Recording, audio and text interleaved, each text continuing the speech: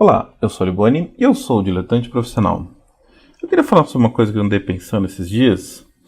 É, Desde a época da eleição, na verdade, sim, desde o do impeachment lá da Dilma, é, surgiu uma ideia, um conceito, sei lá, o que, uma desculpa, de um jornalismo opinativo isento. Na verdade, esses termos assim, eles são muito maleáveis, vamos assim dizer. Você tinha o jornalismo que tentava se dizer isento, né, e mantinha na sua função de relatar notícias, só que a falta da isenção estaria na forma como você organiza uma manchete, na notícia que você escolhe dar destaque ou não. Então a grande mídia ela começou a ser pintada como um falso isento. Mas também surgiu uma necessidade da opinião. A opinião é uma coisa que mais cresceu nos últimos tempos. E essa necessidade, esse consumo das pessoas de opinião é uma coisa muito curiosa e interessante. Vem em partes aí do YouTube, né? E que surgiram os canais opinativos, que surgiram as pessoas que seguiam essas opiniões e se interessavam. E isso se expandiu para mídia de uma outra forma. Eu vou pegar um caso meio patente, assim, meio evidente, para a gente falar sobre isso. Mas a ideia do isento que se passava na época era assim: tinha lá a pessoa que se dizia, se posicionava ali, não, eu sou contra a esquerda, eu sou de direita. Tinha esse lance. Isso é uma coisa engraçada. Na verdade, era um isento à brasileira, né?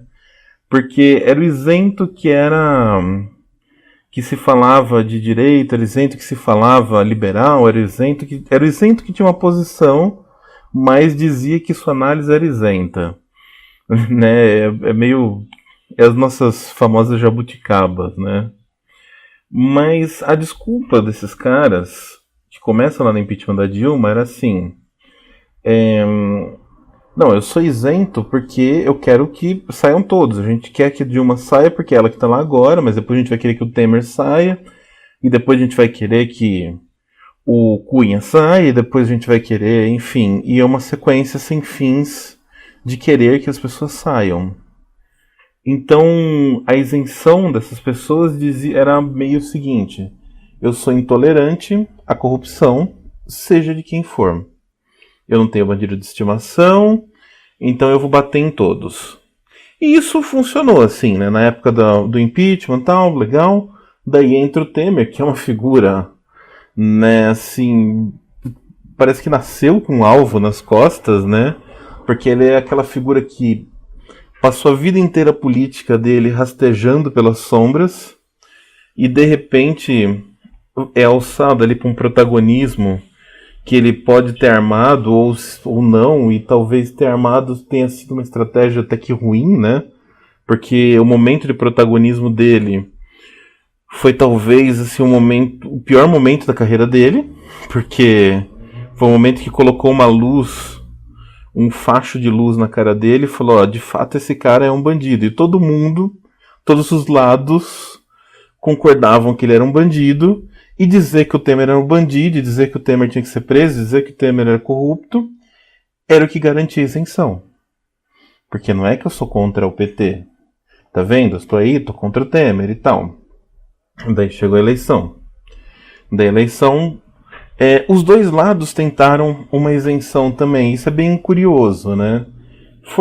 Tinha aqueles núcleos rígidos, né? O cara assim, não, eu vou votar de fato no Bolsonaro, ou eu vou votar de fato no PT. Mas tinha também o lado assim, aquela turma que assumiu o ele não. O ele não é uma forma isenta de ser de esquerda. Você fala assim: olha, eu não tô apoiando ninguém, eu não tô a favor do PT, eu não tô a favor do PSOL, eu não tô a favor de ninguém, eu só sou contra aquele cara. Então ele não já era uma falsa isenção. E você tinha o PT não. Beleza, vota em qualquer um, vota no Cirão da Massa, vota em quem for, mas não vota no PT. Essa era a isenção da direita. E daí a gente foi vendo, né, as opiniões, os canais, as pessoas, que cada um falava, tal. E eu passei a acompanhar bastante a Rádio Jovem Pan. Eu acompanho especificamente 2 programas na Jovem Pan, assim, o Morning Show, que é um programa que é apresentado pelo Edgar Piccoli, que era da MTV, porque eu gosto do formato, eu gosto, assim, do tipo de noticiário que ele traz, e forma uma mesinha de debates ali, cada um dá um comentário, e o Morning Show ele tem um equilíbrio, assim, né, entre quem opina para uma direita, opina para uma esquerda, enfim. Não é nem nesse sentido, eles têm para todos os temas opiniões divergentes ali na mesa que debatem tudo. Então eu acho um recorte legal assim do que está acontecendo. E então é um programa que eu assisto bastante. E depois do Morning Show eu acabo vendo o Pânico, que é que assim, era aquele programa de TV. Quando o Pânico era um programa de TV eu achava muito detestável. E eu comecei a apreciar o Pânico na rádio, comecei a entender o Pânico na rádio muito depois, assim. E nessa nova fase, assim, que eles fazem uma série de entrevistas e eles permitem uma entrevista longa e uma entrevista descontraída. E dependendo do entrevistado, então eu assisto o Pânico. Eu gosto muito as opiniões assim do Emílio que ele solta eventualmente são pitorescas, para não dizer outra coisa. Mas assim, a Jovem Pan ela tinha essa aura de um equilíbrio, né? Eles tinham um comentarista que é o Joel Pinheiro, que agora ele tá num canal que chama My News. O Joel Pinheiro ele é filho de um economista que eu adoro, que é o Eduardo Gianetti. Eu sou muito fã do Gianetti. E eu gostava dos comentários do Joel, que ele era um cara muito equilibrado. Ele era literalmente assim o centro, um centro-direita, assim. Mas o Joel sempre teve opiniões muito equilibradas e opiniões muito condizentes à formação dele de economista. E eu achava isso interessante, achava isso um lado bacana na Jovem Pan. E curiosamente o Joel ele foi o primeiro a ser posto para fora da Jovem Pan. Só que essa mudança ela começa depois que o Bolsonaro é eleito. Enquanto ele estava em campanha tal, e tudo mais, se mantinha essa cara assim, não, a gente é isento, a gente tá batendo em todo mundo que vem na Jovem Pan a gente questiona com o mesmo fervor, e a gente pressiona do mesmo jeito. Mas, quando o Bolsonaro foi eleito, de repente meio que a Jovem Pan ela mostrou assim as garras, vamos assim dizer. O Joel caiu fora, né, deixou de ter essa opinião equilibrada. E a gente tinha uma figura na Jovem Pan, que era o tal do professor Vila. Eu nunca fui muito fã do Vila, porque ele é um cara que ele critica muito o tal do Olavo de Carvalho, mas pra mim o Vila e o Olavo de Carvalho eles são muito parecidos numa questão que eu detesto, que são pessoas que falam gritando. Pessoas que querem fazer seu ponto assim no berro. E esse fervor do Vila assim nunca me agradou. Mas ele era um cara que fazia um tipo de opinião, apesar dele ser extremamente contra o PT e talvez ter ascendido em popularidade dentro da rádio por causa disso, ele fazia um tipo de opinião muito equilibrada. E desde que o governo Bolsonaro entrou, ele foi criticando severamente passo a passo do governo, passo a passo do presidente. Os ministros da educação. Quando você pegava e via uma pílula ou outra de comentário que ele fazia, que eu nunca consegui acompanhar o Jornal da Manhã da Jovem Pan, sei lá, eu acho que ali já é muita informação pro meu gosto. Mas eu via uma ou outra pílula e você via que ele tinha opiniões ferozes, que ele atacava o Bolsonaro do mesmo tanto que ele sempre atacou o PT. E isso seria a suposta isenção. Mas De repente, essa tal isenção, assim, parece que, não sei se caiu de moda, ou se chegou num ponto que fala, não, a gente não precisa mais fingir. A gente pode tirar esse verniz de isenção e ser quem a gente é. Até porque eles devem ter visto assim, a gente formou um público de direita que segue, que faz volume, que atende ao que a gente quer, então beleza, a gente vai seguir por esse público. E agora o tal do Vila, ele não foi demitido ainda, mas ele está afastado da Jovem Pan por 30 dias. Ele deixou claro no canal dele que não foi uma escolha pessoal. Então, assim, você vê que no fim nunca teve essa isenção. No fim, nunca a massa, né? A turba, a onda, as pessoas que de fato foram lá e votaram, não os caras que estavam à frente, os representantezinhos, né, os ícones.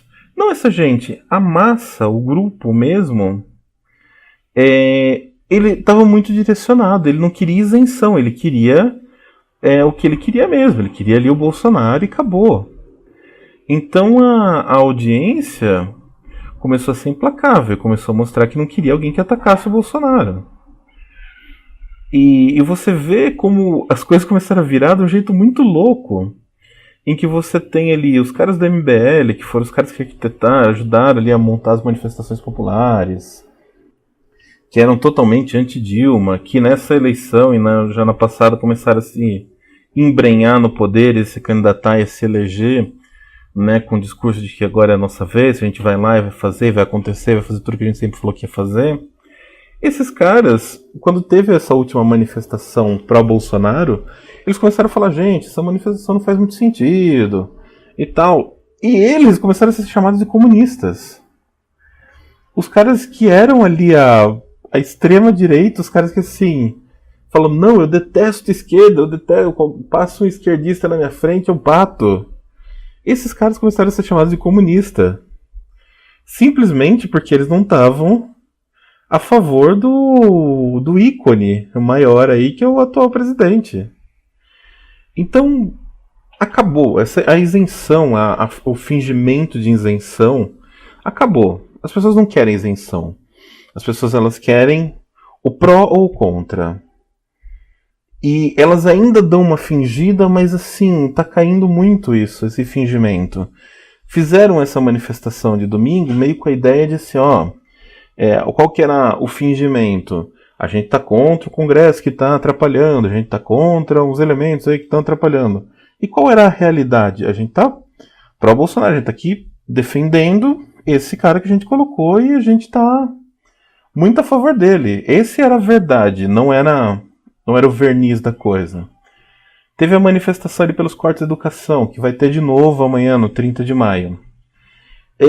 Primeiro que assim, esses cortes de educação, os caras pegaram uma fala de um cara ali, de um ministro imbecil, tiraram de contexto e falaram, olha, não sei o que, os cortes. Não tem. Esse ministro não está fazendo nada diferente dos outros governos. Esse governo não está fazendo nada diferente, ele não fez cortes, ele contingenciou. Ele pode estar sendo muito atrapalhado, pode estar em muitos aspectos fazendo várias coisas erradas, mas na prática não tem nada que justifique ainda esse tipo de manifestação.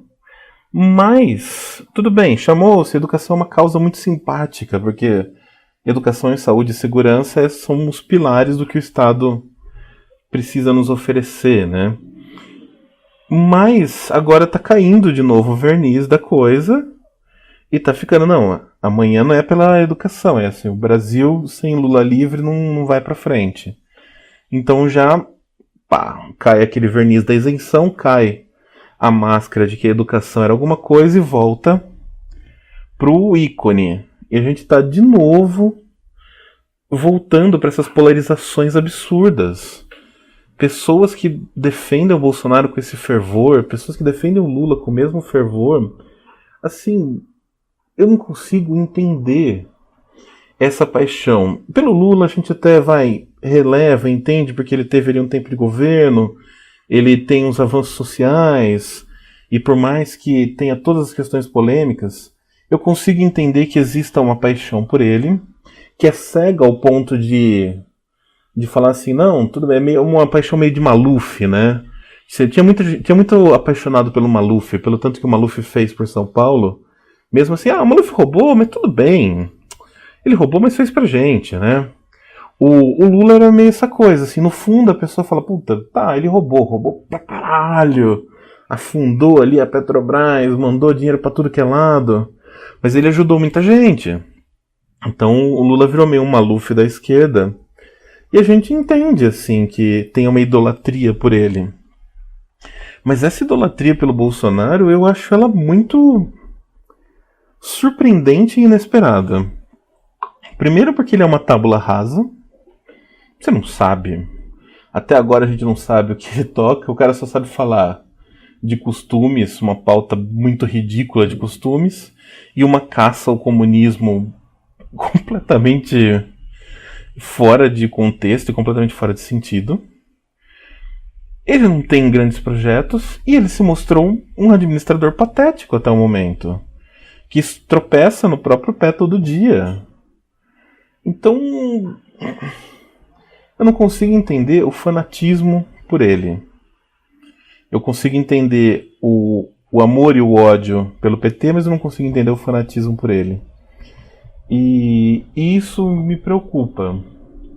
O fato da gente ter desistido da isenção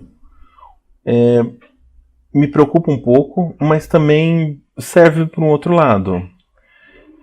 A gente chegou num ponto em que meio que caíram as máscaras, assim, né? Parou o fingimento, a gente olha e a gente sabe. Quem foi na Paulista, no domingo, nas manifestações aí, a gente sabe que é um cara totalmente pró-Bolsonaro e ajuda a identificar quem é esse cara que não tem nenhuma gota de isenção, assim. É um cara que está dando um cheque em branco para um sujeito que até agora não fez por merecer. E a gente sabe que quem vai nas manifestações aí pelo Lula Livre tá aí também dando um cheque em branco para um cara que a gente sabe que talvez faça algumas coisas para o Brasil e tal, mas que vai voltar a roubar. Isso as pessoas não mudam, né? Como dizia o House. Mas, por mais interessante que seja a gente saber exatamente para onde as bandas tocam, a gente tem que entender que esse absolutismo, essa coisa do 880, comunista ou conservador, não existe. A gente vive num amontoado de contradições, num mundo na tal da área cinza. A gente não vive no branco ou no preto, a gente vive na área cinza, onde você, por convicções pessoais, por motivos de coisas que você viveu na sua vida, acredita nisso, mas não naquilo, nisso, não naquilo, nisso, não naquilo, e você forma uma amálgama pessoal de intenções e gostos que nunca vai bater com um absolutismo. Então a gente tem que parar com esse absolutismo, a gente tem que parar com essa criação de ídolos, essa criação de heróis, e começar a encontrar internamente as razões por que a gente está nesse caminho, antes de sair em qualquer luta, em qualquer debandada por aí. Mas enfim, é isso. Eu ouço ainda a Jovem Pan, sei lá, agora que virou a Jovem Clã, como estão chamando, né? E eu espero que... Mas começou a me dar meio um mal-estarzinho de ouvir. Assim, tudo bem, é legal que a gente sabe que ela é de extrema direita mesmo agora, nem isso exatamente, ela é bolsonarista. Então pelo menos a gente sabe, né? Então quando a gente já ouve sabendo, mas sei lá. Eu acho muito triste a gente ter uma grande mídia tão declarada assim, e que não se dá nem ao trabalho de passar aquele vernizinho da isenção e meio que dá de vez em quando uma opinião divergente. E não que eu gostasse de ser enganado, mas sei lá, é isso. Enfim, fala aí o que você achou, curta, compartilha, comenta, Obrigado aí por ouvir. Até mais. Tchau.